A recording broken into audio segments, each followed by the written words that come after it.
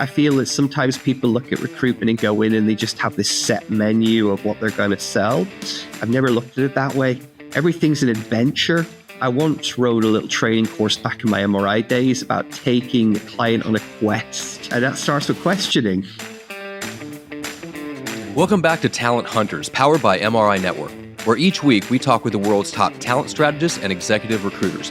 If you want to build talented teams that drive your company to big goals and big growth, then this podcast is for you. And now, let's join the conversation with today's episode of Talent Hunters. Ladies and gentlemen, this is Vince Holt with Talent Hunters, and I'm proud to say today we have Stephen Sweeney, the founder and CEO of the Source Recruitment Group out of Toledo, Ohio, with us. Stephen has been recruiting for nearly 24 years. He's been with the MRI family for the last 2. Last year, ranked number 13 in the world for us. Congratulations and welcome, Stephen. Thank you so much. That was a nice introduction. I didn't realize that we ranked 13th in MRI. Well, hey, you do the work, you get the praise. Well done. Yeah, so there you go. Stephen, tell us a little bit about your background and really what led you to where you are today with SRG. Okay. Well, how I got into recruitment, I started out of college really just doing something simple, telesales. I was semi-good at it. I lasted about 10 months before I ultimately got fired. And then I came across this role selling, at the time, banking automated software. We all take it a little bit for granted now, where we put something into the computer and something gets paid immediately. But back in the late 90s, that was all done through floppy disks, and very poor internet connections. So I went to sell that software, which in England at the time was quite new and quite unique. The company I went to work for, they had a recruitment software division. So ultimately got promoted into field sales for recruitment software. So, I'm sitting there. I was relocated to London from where I lived in Manchester.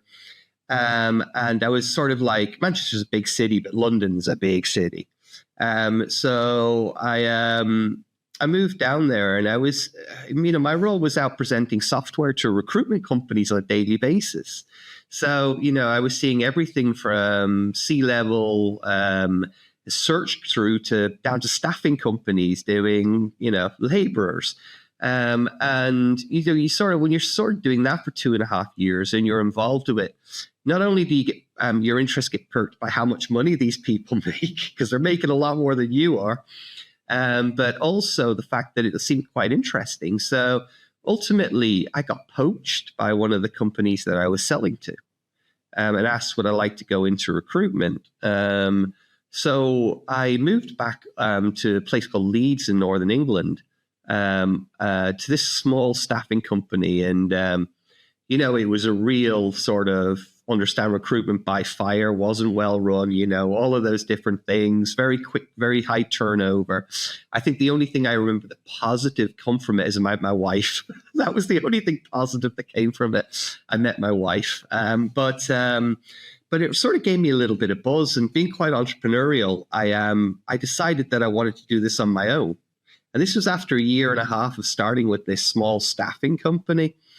So, me and a couple of the people working there, I managed to get a little bit of finance. We went out and we started up our own. I've been in recruitment 1.5 years. I'm, just met my to-be wife. I had no money and I'm taking this gamble. That was it. There was zero in the war chest apart from a small loan from a bank that I had to guarantor.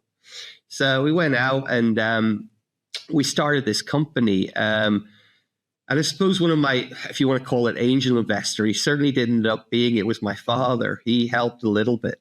But he also took the lion's share of the ownership of the company. So I suppose that comes with it, And that went okay. It wasn't brilliant, but it was a big learning curve. And then he was working out in Eastern Europe, and there was a massive boom at the time in the early 2000s, where because of the EU allowing high taxes they had on incorporating anything that was manufactured from an electronic point of view that was fully assembled had a high tax bracket. So what the companies were doing were they were shipping it in parts and they were assembling it in Eastern Europe. And he said, listen, this is a waste of time. This is it. I think you'd do a lot better, which in this booming market, if you moved out to Eastern Europe. So, I went home. My wife, who's still my partner then, is 20 weeks pregnant. Actually, she might have been a little bit longer than that. And by the time we moved out there, we had a sort of 3-month-old daughter. And we're moving off to live in the Czech Republic in a place called Brno that I'd been to before, but I didn't speak Czech. But it was international companies, Japanese, Chinese, American companies who were all pushing through the grants, pushing a lot of new business into the Eastern Europe, into the Czech Republic. So we sort of set up this turnkey company where my father was doing all the project management, setting these facilities up because he comes from electronic manufacturing, or he came from that industry. And then we were doing the recruiting. So it was sort of like, we were doing projects at the start that were quite small, and suddenly this thing just became an animal. Within sort of 4 years, we had 9 offices in 4 countries. We had 50 recruiters. We had over 1,500 contractors working for us on the contract side of the business. And it really did boom. I mean, it was around, just to give you an example, around the time Monster, the job board, was segregating their global recruiting into their global internal customer service into 2 sites, one in South Carolina and one in Eastern Europe. And, there was just 300 head recruiting project that was 19 different languages we had to recruit for. And it really was part of that big boom. That was really exciting, but it all came to a bit of an abrupt end because in 2008, we'd grown so quickly, and, my naivety a little bit, you've gone from recruitment to running a massive recruitment company doing a lot of hiring but the business acumen never really caught up until the point when 2008 came along and things just went downhill. And that business was then ultimately sold to one of the global companies for cents on the dollar, because it was more about mitigating the risk involved in the business, certainly with the contractors, than it was trying to maximize what the profit was. So, all between the sort of age of 25 and 33, I'd gone through building this recruitment company and it failing. And it was like, oh my gosh, okay, so what am I going to do? So sort of went back into look at what I was doing, and ultimately moved back to England, added another, also in the period of that, got married, had another child. My wife had, never left England. Well, she'd maybe been on holiday once, but suddenly she's living 5 years in a country where the language is different. So we moved back to England. We sort of tried to stabilize things a little bit. And ultimately, I came across this job that I applied for a company called MRI, and I ultimately got rejected from it to start with because I didn't speak German. So I was like, okay, yeah, that's fine, that's understandable, And this is back when MRI in Europe and the international, there was sort of like 120, 130 franchises. And Europe itself was maybe 90. I can't remember exactly, but it spanned 19 countries.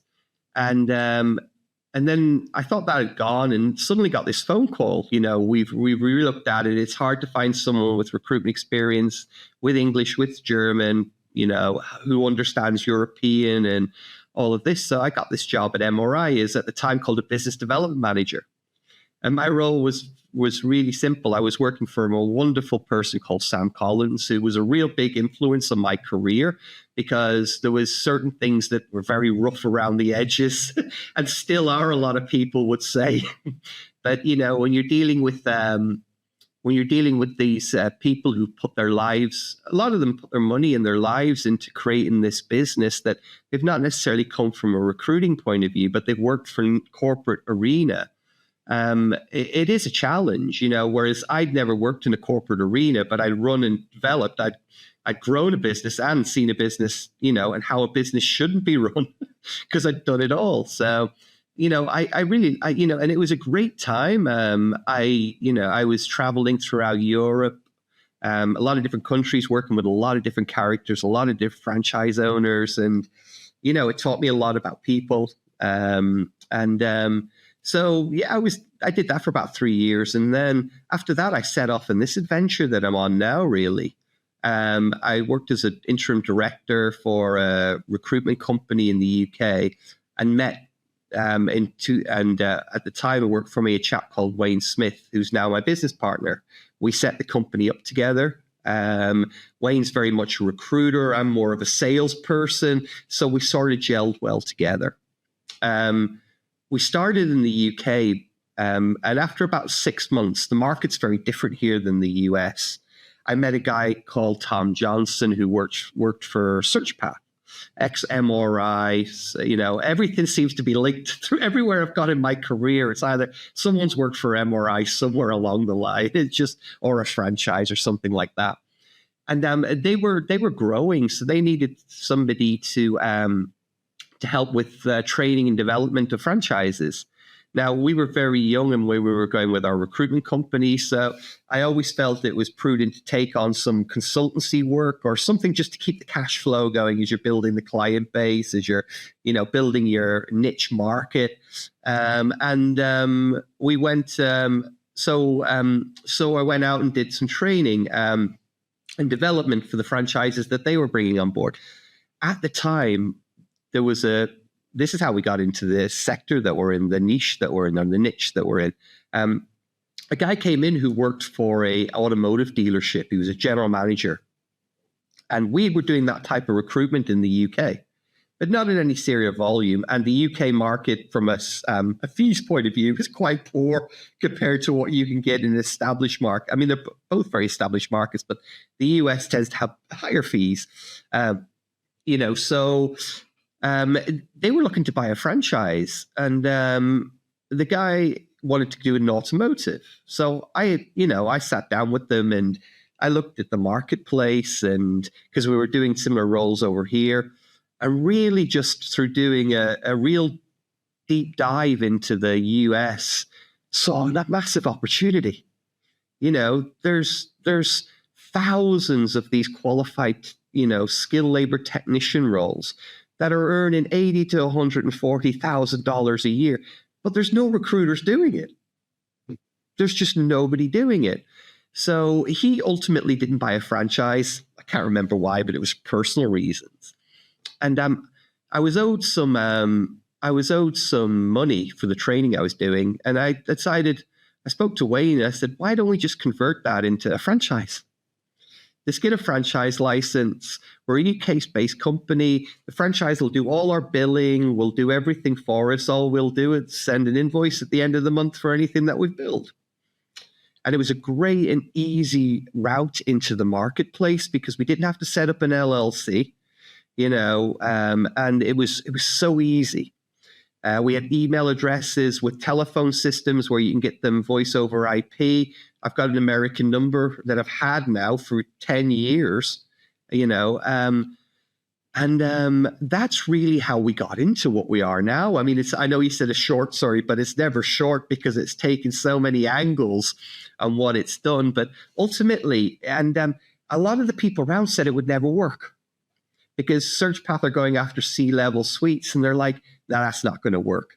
And within 5 years, it's the biggest franchise in SearchPath. So let me fast forward to today, where you've got your franchise, SRG. And so what do you actually specialize in? Well, we have 4 what you would call vertical markets, but they're all the same type of roles. So I would call this, I like the term at the time, blue executive. Okay, because there's a lot there's a lot of roles that you would consider to be blue collar work, but they're skilled workers. And they make a lot of money. They make more than a lot of the executives, the finance people, the HR, the IT people make. It's just that they go under the radar because, if you think about it, your BMW or your Mercedes, it's a computer on wheels. It's not, these guys don't fix engines anymore. They plug a computer in, and if a part's not working, they replace it. So, these diagnostics people, they're hard to find because there's not a lot of people coming, and this is the same for any of the skilled trades in the US. There's not a lot of people coming through the skilled trades anymore. Whereas I know that they're now a repositioning on that, and a lot of people are going back down that route, but they weren't at the time. So we have 4 verticals. We have automotive dealerships. So basically anything for a new car dealership or a branded dealership, but not the sales side, only what they would call the fixed operations, the servicing side. So any roles in that, from a technician, a service advisor, or management. So anything from the technician through to the management side. Then our biggest division for the last couple of years was RVs. Again, on the fixed operations side. Now that took us down a different route because an RV is a house on wheels. So the people who are fixing RVs are contractors, they're plumbers, they're roofers, they're tilers. They're just all branched under this RV technician. But again, with this certifications, they're super hard to find. Yeah. And then we're also in what we would call fleet. So with large fleet organizations, car rental companies, the ones you see at the airport. Yeah, we do a lot of the management for one of those in particular, and they're national. And the last one is what we call small engines. So, when you go and hire your lawnmower, your ride-on lawnmower from the place down the corner, someone has to fix that, and it's an engine. So all of these 4 verticals, even though they're different, and a couple are retail and a couple aren't retail, they all have one thing in common. They're all run by an engine. So we have a lot of transferable skills that go between the different markets, but they're very, very different in the way that they are. And that would be the marketplaces that we're in. Everything to do with an engine. Boy, that's fascinating. Because I have a good friend that runs a mechanics on cars and so forth. And you coined it perfect. That's the hardest thing to find today, because it isn't go and tune up a carburetor and fix the valves or rebuild an engine. It's all computerized now. Yeah, some of the domestic cars, Ford and Chevy, have a bit of catching up to do, but they're getting there. I don't know. I went to a car show this Sunday and looked at a Corvette, and I don't want anything to do with that Corvette. I'm old, and that Corvette has more computerization than I do in my office. Yeah, the new one. The new one's good looking. I prefer the one before it, where it was a little bit more hands-on. I'm like you, I want to feel the car rather than the car drive me. But then I'm saying that as someone who drives an electric car. So hey. So what brought you to the United States? It was the franchise. We got the franchise there. I'm not sat in the US at the moment. I'm sat in Nottingham, in England. I've just come back from 2 weeks in the US. I spend half my time in the UK, half my time in the US. There's many reasons why that. My family still live in the UK. I have 4 children now, not just the 2 that we talked about earlier. But I have 2 older daughters that are both at college, university. I've got 2 younger kids that are both at high school. So we looked at moving to the US, but ultimately it never happened. But I might spend 2 weeks a month in the US, but I'm not particularly in one area. I'll be traveling around. If we're in the US, it's all about meeting clients, all about meeting the people who work in our organization. So SRG is fundamentally based in Toledo, Ohio, correct? Well, that's where I would say our head office is, but do we have anybody that work at head office? Yeah, one person. Okay. Everyone's split. We have a national footprint, Vince. The thing that makes it different is that we're placing multiples. So we might take up on a project where somebody needs 50 technicians nationally or 100 technicians nationally. We're not tied to one footprint. The talent and the people that we have in our family and our company, they're all based remotely. We have some people who actually work in England but recruit in America. We have people in America who recruit in America. Our account management team might be based in the US. So we're the full proof that you all don't need to be in the same place. You don't have to have a brick wall. Yes, I'm sat in an office now. And the reason I got this office is because I was working from home and it really didn't suit me. So I got an office that I go into, and we started to hire some people into here. We've got, one of our, Wayne has a researcher who's based here. Wayne's a big biller and our business partner. And then Mike, who's our other business partner, Mike joined the company about 3 years ago. Mike comes from Antel International and many years of recruitment experience. He used to run 130 franchises himself, but for Antel. But Mike joined us because as we grew, I realized from my previous mistakes that I'm not the most operationally sound person in the world. So, I'll sell, Wayne will recruit, and Mike will deal with the operations and the people. And that's how the sort of senior ownership of SRG came. But yes, we're all very flexible. You don't have to be anywhere. You don't have to be anywhere to recruit. So, Stephen, focused on you. What's your proudest achievement in the recruiting world? There's quite a few. It's hard. It's such a difficult one because you've had so many good ones that, in previous lives. I think for me, coming back from the failure, and I don't see it as a failure, but ultimately, the accountants see it as a failure. The business that, having a go at it, but being able to take a step back, finding a role, getting involved in something different and taking that and then restarting again and understanding that you can't just go really quickly. You have to take slow footsteps. And I think that's to date has been the one thing that I look back at and say, I learned from my mistakes, and just because you fail once doesn't mean that you have to fail at it again. Recruitment is, how do you put it? Recruitment is fulfilling, but it's hard. It's the simplest job in the world. It's not. It's so difficult. Yeah, that's so hard to do, and you've got to be really dedicated to it. And when you've done everything that you've done before you've hit the age of 35, you're like, oh gosh, I got to really relook at this again. So but then you're going at it again by the time you're 38. But we've taken SRG and we've gone very methodical about it, very slow.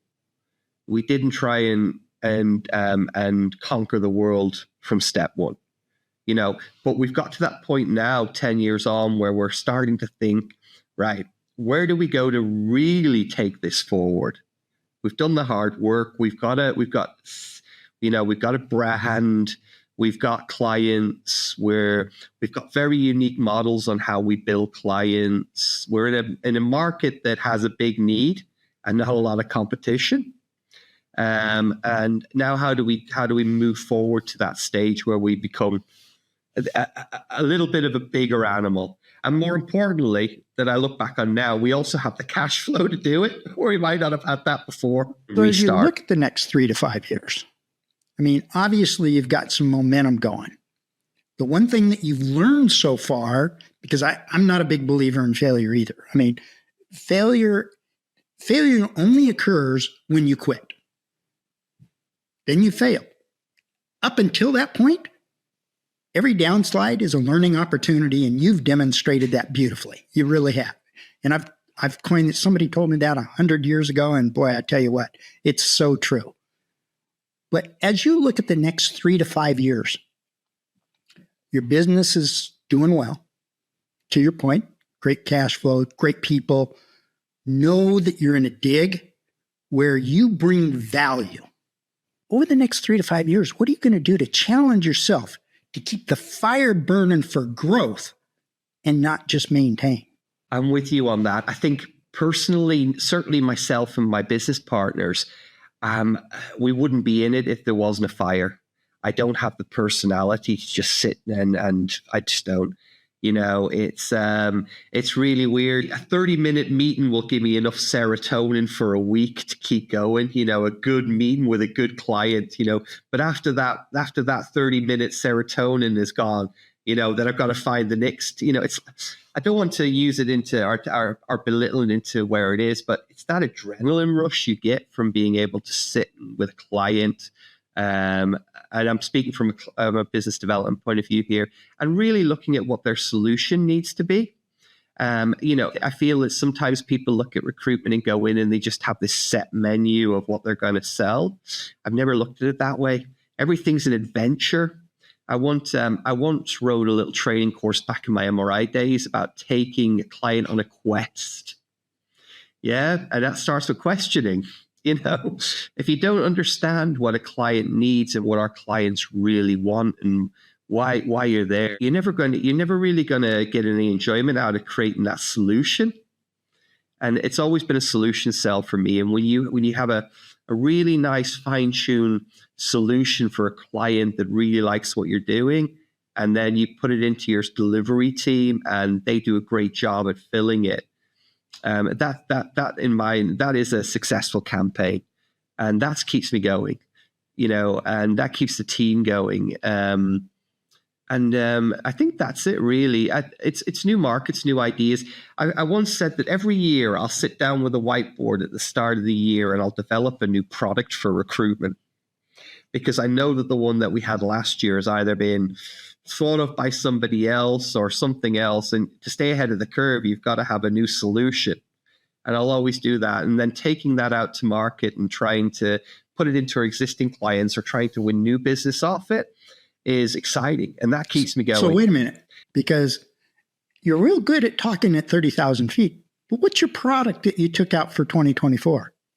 Oh, 2024. Well, 2024 was, we took something, what we did is we created, me and Mike and Wayne, and more, it was me and Mike really, we sat down and we created something called, it was basically permanent recruitment, but paid through a contractor style. And it was called Contrapern, right? So one of the things when you're selling recruitment, certainly to get it across the line to a client, is you've got to create an ROI for them. Why are they spending their money? Right. And I'm a big believer in technology as well. So all of this is linked to a lot of technology. I believe the days of, yes, the phone's useful, but it's not as useful as it used to be. Back in the days, when you could get hold of someone, and especially in our marketplace, getting hold of the candidates during the day is very difficult because they're under cars. They're not allowed to use their cell phones, or they don't want to use their cell phones. It can be dangerous. So a lot now of video media, a lot of video presentation, how we attract candidates, how we get them on the telephone, is really, really important to us. So we've got lots of different technology systems that we use to create, videos. Also, if you think about it, 76% of the marketplace view a potential job through a cell device. With changing in the way that things like TikTok are coming around, people have got a 30-second interest. Once that's gone, they're not interested anymore. So what we did was we actually packaged this down to something that lasts 30 seconds, where we create something that's really going to sell what we're doing. Not only to clients, but mainly to candidates, because candidates are by far, the commodity, not a commodity. I never like to call someone a commodity. They're the talent that we need to be talking to, because, the work is there. It's really about finding the right fit. And this could be, at one point, 60% of the people we're placing were relocation. We were moving people from the north of the country to the south of the country, and we're selling the fact that it's warm. Get out of the Rust Belt, get out of the snow. So it was really that. So, we create digital brochures that back up the videos. We brand that with our clients. We use marketing. We use different medias to connect with candidates. And on the back of that, we created this contraperm where we don't make it anything about percentage anymore. We are a retained type business, but we're retained in a different way, because when we sell to a client, we sell to them using visual. We take them on a journey through systems online where we show them how we've done it before, created videos to attract for different clients, created the brochures to attract them. We show them the workflow, and then we show them the success at the end of that, where we've been successful. So we're hitting all the things. We're solving their pain. Yeah, we're showing them a solution. We're showing them the benefits, and then we're saying at the end, if you're interested in us, great. But we've just showed you how we're going to solve your problem. So clients pay us for that. But the contraperm works where basically we make a placement. The fee percentage, there's never really a percentage involved. A lot of the time it's seen as a business plan where there might be 100 roles, there might be 50 roles. And then we work it out into a business plan, and then that usually comes down to we then split what we call the placement bonus. We don't call it a fee; it's a bonus. Yeah, the client's paying us for doing our job, but they're giving us a bonus if we're successful. So, and then we split that over a period of time, so that they pay us. So basically, what that did for us, Vince, is it created annuity revenue.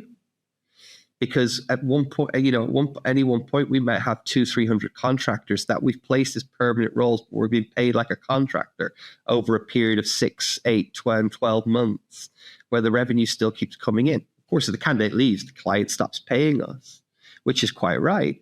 But yeah, so that was the one that we sort of been working on for a while. That's showing us great success at the moment. So it's all about the visual, about the solution, about the product, and the reason that we do this, and I did a little talk on this a couple of weeks ago before I went to the US for MRI, a workshop.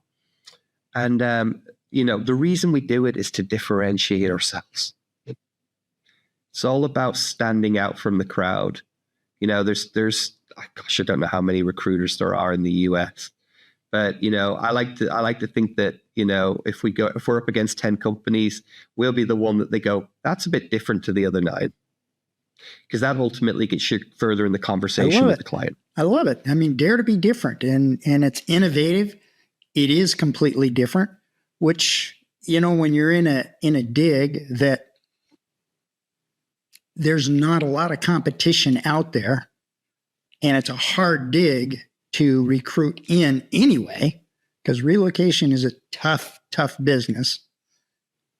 You're taking a different approach to success. The easy way is pick up the phone and dial. Pick up the phone and dial. You're taking it into get a voicemail. Exactly. Just get dropped because they don't recognize the number. These are the problems that we're all coming against now. And the ratios of I'm going to make 5 calls and I'll speak to 2 people, or now I'm going to make 50 calls and speak to 2 people. So, and that's how to wear recruiters out. You've got an innovative way of making a presentation. Yeah. How do you get these clients to get back in touch with you?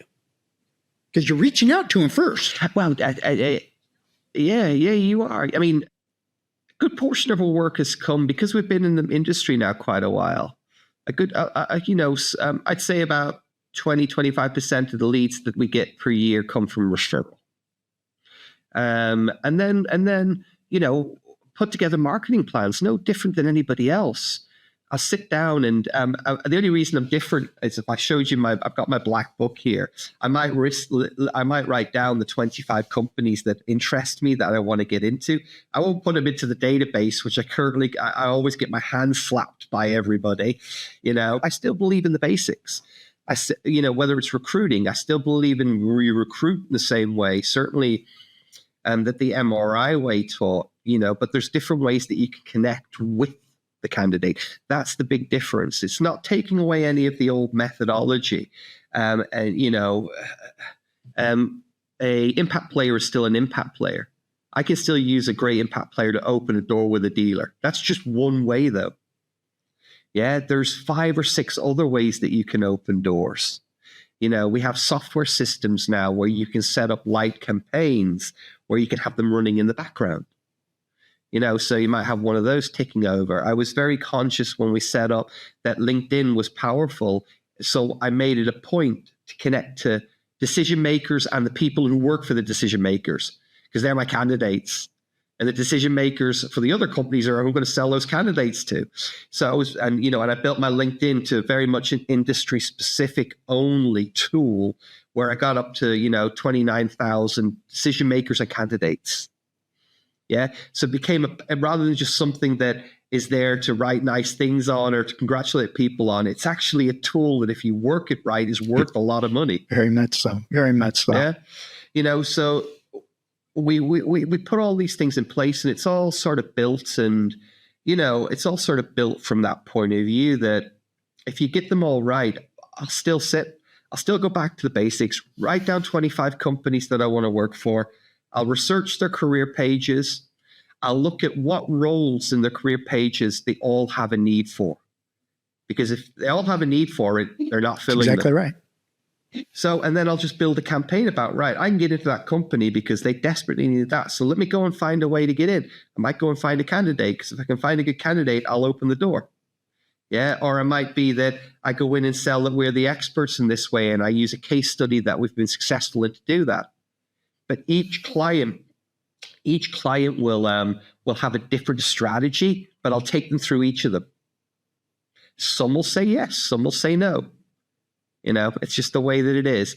And it's crazy because the 25 that I wrote down a month ago, I've actually got into 3 of them already. The first 3 that I went after, I got into. The problem is I haven't carried on with the list because those 3 have given us a load of work. So, I'll go back to that list, or I might create a new one.